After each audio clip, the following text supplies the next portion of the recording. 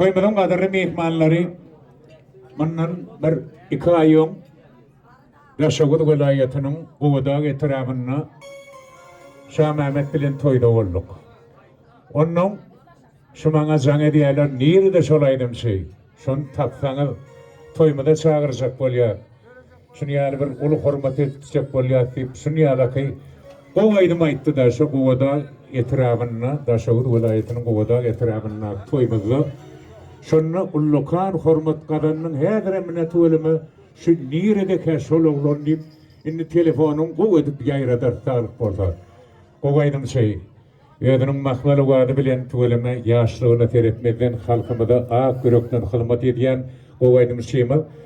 Teşne olup dinler, gelinler, kayıdlar, tağımına balgarılan ovadlar, demir doyulmacak aydımlar, fağlar.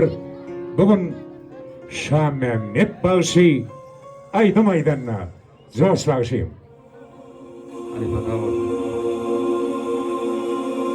Tek sevdiğim olmadı, şam şarabım yanmadı, balık kuşum konmadı, uçtu gitti nereye?